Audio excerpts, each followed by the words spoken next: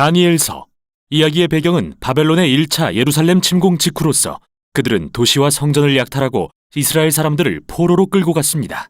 그 중에는 다윗 혈통의 4소년이 있었는데 후에 벨드사살이라 불리는 다니엘과 흔히 바벨론 이름으로 알려진 세 친구 사드락, 메삭, 아벳느고였습니다. 이 책은 정복자의 땅에서 소망을 잃지 않고자 애썼던 그들의 이야기를 들려줍니다. 책의 구성은 처음에는 꽤 단순해 보입니다. 1장부터 6장은 바벨론에 잡혀간 다니엘과 친구들에 관한 이야기이고 7장부터 12장은 다니엘이 본 미래에 대한 환상을 묘사하고 있습니다. 그런데 이 두 부분은 다른 특징에 의해 더 흥미로워지는데요. 바로 사용된 언어 때문입니다. 처음에는 이스라엘 언어인 히브리어로 시작하지만 2장부터 7장은 히브리어의 사촌격이자 고대 제국들에서 널리 사용된 아람어로 쓰였고 8장부터 12장에 가서는 다시 히브리어로 돌아가죠. 이러한 구성은 2장부터 7장이 일관된 부분임을 보여주고 그뿐만 아니라 2장과 7장이 이 책의 후반부를 이해하는 데 중요하다는 점을 강조하는데요. 그럼 자세히 살펴보죠. 1장은 책 전반부의 기본적인 갈등 관계를 소개합니다. 다니엘과 그의 친구들은 정말 지혜롭고 능력이 출중해서 바벨론 왕궁의 관리로 등용됩니다.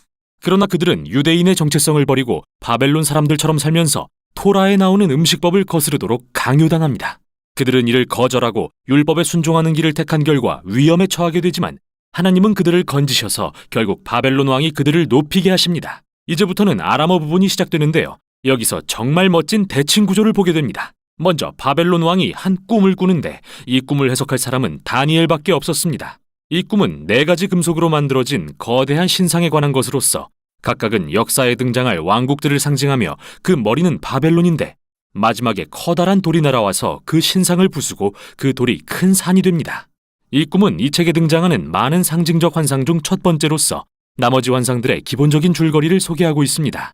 다니엘은 이 신상이 바벨론과 이후에 등장할 일련의 왕국들을 나타내며 그들은 하나님의 세상을 폭력으로 채울 것이나 언젠가 하나님의 나라가 임하시면 오만한 세상 왕국들을 대적하여 낮추시고 세상을 하나님의 통치와 치유 그리고 공의로 채우실 거라고 말합니다. 그 후 3장에는 그 유명한 다니엘의 세 친구 이야기가 등장합니다. 그들은 거대한 신상 앞에 절하기를 거부했는데요. 이 신상은 2장에 나왔던 것과 같이 왕과 그의 왕권을 상징하는 것이기에 다니엘의 세 친구는 결국 타는 풀무불에 던져지게 됩니다. 그러나 하나님은 그들을 죽음에서 구하시고 왕에 의해 높아지게 하십니다. 왕은 이제 그들의 하나님을 진정한 신으로 인정하게 되죠. 그 후 2명의 바벨론 왕인 느부갓네살과 그의 아들 벨사살에 관한 이야기가 짝지어 나옵니다. 이 둘은 제국의 힘을 믿고 교만으로 가득 차 있었는데 2장에서와 같이 하나님은 이들에게 꿈과 환상을 통해 경고하시고 또다시 다니엘만이 이를 해석할 수 있었습니다. 그는 두 왕이 하나님 앞에 겸손해야 한다고 말했지만 오만하게도 그들은 듣지 않았죠. 그러자 느부갓네살은 광기에 휩싸이게 되고 결국 들의 짐승처럼 변해버립니다. 그러나 그 후 그는 하나님 앞에 자신을 낮추고 정신이 되돌아와서 왕의 자리를 회복합니다. 이와는 대조적으로 그의 아들 벨사살 왕은 하나님 앞에서 자신을 낮추지 않았고 결국 그날 밤 암살당하고 맙니다. 이 두 이야기는 창세기 1, 2장과 시편 8편의 이미지를 떠올리게 하는데 거기서 인간은 하나님의 형상을 닮은 왕 같은 존재로 묘사됩니다. 하나님은 인간에게 들짐승과 공중의 새를 다스릴 권세를 주십니다. 이 세상의 진정한 왕이신 하나님을 대신해서 말이죠. 그러나 인간의 왕국들이 이를 잊고 반역하여 자신과 권력을 신격화할 때 그들은 인간보다 못한 난폭한 짐승이 되어 하나님의 공의의 심판 앞에 서게 됩니다. 이 이야기는 3장과 짝을 이루는 6장으로 이어지는데요. 이번에는 다니엘이 박해를 받습니다. 왕을 신으로 섬기고 왕에게 기도하는 것을 거부했기 때문이죠. 다니엘 역시 세 친구처럼 사형을 선고받고 사자굴에 던져지지만 하나님은 그를 짐승들로부터 구해주시고 세 친구 때처럼 왕이 그를 높이고 하나님을 찬양하게 하십니다. 다음으로 7장은 2장과 짝을 이루면서 모든 주제가 한데 모이는 이 책의 중심부입니다. 또 다른 꿈이 나오는데 이번에는 다니엘의 꿈입니다. 아이러니하게도 그는 천사의 설명을 듣고서야 자신의 꿈을 이해합니다.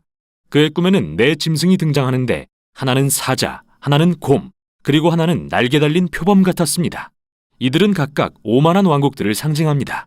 맨 끝에 등장하는 거대한 짐승은 정말 악한 제국을 의미합니다.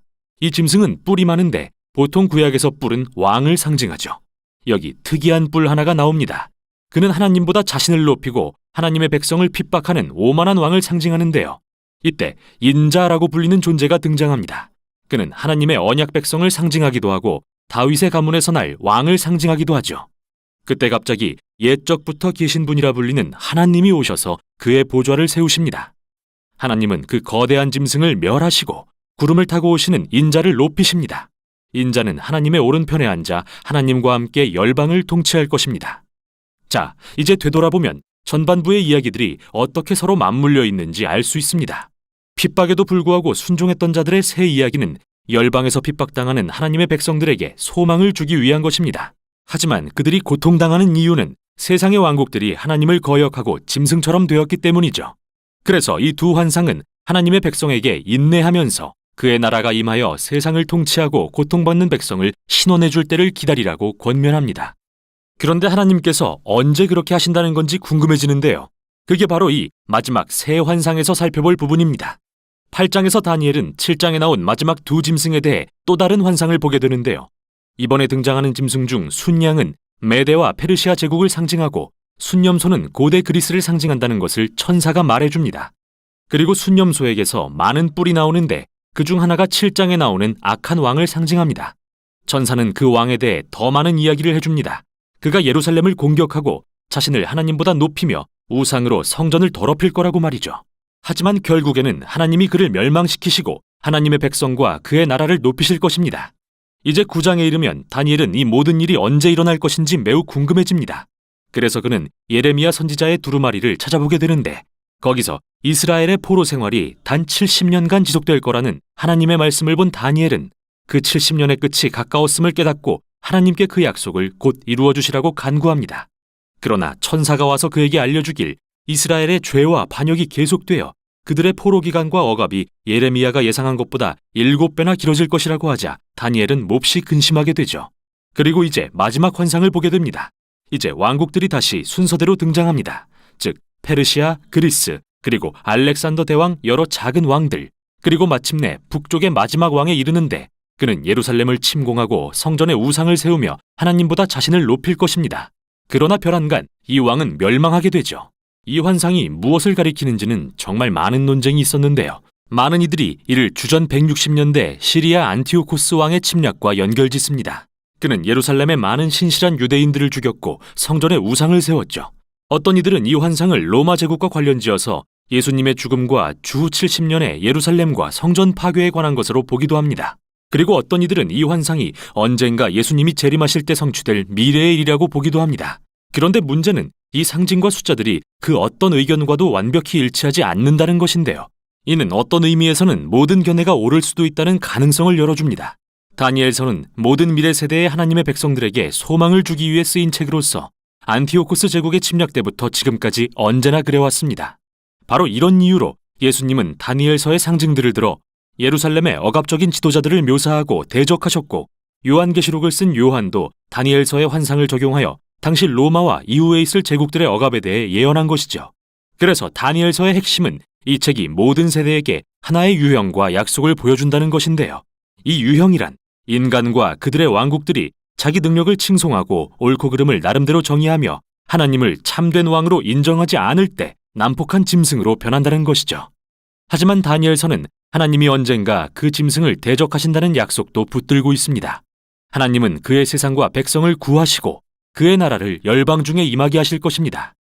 이렇게 이 책은 모든 세대 가운데 신실함을 불러일으키는 참된 소망의 말씀을 전합니다.